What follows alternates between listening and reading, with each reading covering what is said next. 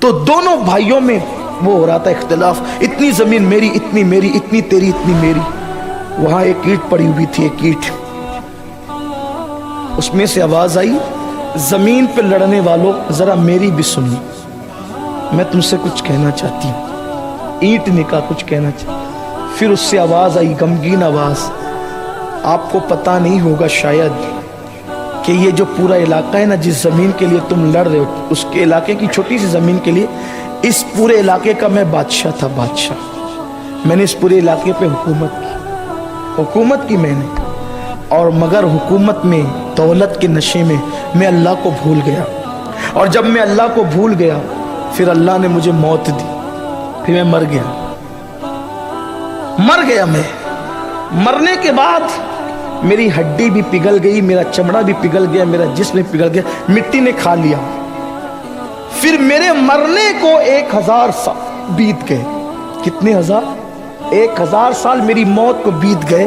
ایک کمار آیا، کمار، اس کمار نے میری وہی مٹی اٹھائی اور مٹی اٹھا کر لے گیا، اور مجھے غلاظت کے ساتھ ملا کر کے اس نے کچھ برتن بنائے، پھر میں لوگوں کے ہاتھ میں استعمال ہوتا رہا۔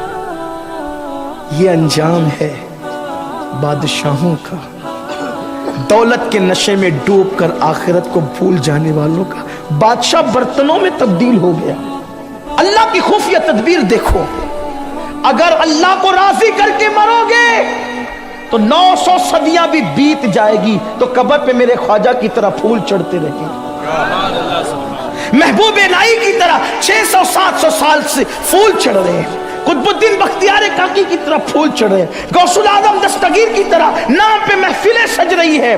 لیکن سنو، اگر پاپ کیے، عیاشیاں کی، خدا کو بھول گئے، بادشاہ کہہ رہا ہے مر گیا، حکومت تھی، سلطنت تھی، دولت تھی، مٹی بن گیا۔ 1000 سال کے بعد وہ بھی کمار دوسرے تیسرے دن نہیں لے گیا، 100-200 سال کے بعد نہیں لے گیا۔ ذلت تو دیکھو، کمار بھی اٹھا لے گیا تو 1000 سال کے بعد۔ پھر برتن بنایا، میں برتن بنا رہا اور استعمال ہوتا رہا۔ اسی لیے تو ایک خوبصورت کٹورا کسی نے مولا علی کے ہاتھ میں دیا تو کہا کٹورا کتنا خوبصورت ہے، مولا کائنات اس کو دیکھ کے رونے لگے۔ اللہ والے ہر چیز کو عبرت کی نگاہ سے دیکھتے ہیں۔ مٹی کا خوبصورت کٹورا دیکھ کر علی پاک رو رہے تھے۔ کسی نے کہا مولا خوبصورت کٹورا دیکھ کے رونے کی وجہ کیا ہے؟ کہا تم خوبصورت کٹورا دیکھ رہے ہو، لیکن میں دیکھ رہا ہوں کہ اس خوبصورت کٹورے میں کتنے خوبصورت چہروں کی مٹی ملی ہے، تب جا کر کے یہ خوبصورت کٹورا بنا ہے۔ اسی لیے شیخ سعدی نے کہا تھا، یہ جو بلبلیں پھولوں پر روتی ہے، تمہیں نہیں پتا کہ کتنے گل زمین میں جب وہ دفن ہوتے ہیں تب کہیں جا کر خوبصورت پھول کھلتے ہیں۔ یہ خوبصورت پھول یوں ہی نہیں کھلتے، کتنے خوبصورت چہرے زمین میں دفن ہوتے ہیں تب ان کی مٹی سے خوبصورت پھول کھلتے، ایسی تھوڑی کھلتے۔ تو کہا کہ میں برتن بن کر استعمال ہوتا رہا، پھر اچانک کسی کے پیروں میں آ گیا، توجہ، پھر اچانک میں کسی کے پیروں میں آ گیا، اس نے مجھے ٹھوکر مارا اور میں ٹوٹ گیا۔ پھر برسوں تک ٹوٹ کے پڑا رہا، پھر بکھرتا رہا، ٹوٹتا رہا، بکھرتا رہا، ٹوٹتا رہا، بکھرتا رہا، پھر یہاں تک کہ میں پورا بکھر گیا اور پھر مٹی ہو گیا۔ پھر اس کے 1000 سال کے بعد کوئی دوسرا کمار آیا اور مجھے اٹھا لایا، اور پھر اس نے میری مٹی کو سمیٹ کر مجھے اینٹ بنا دی۔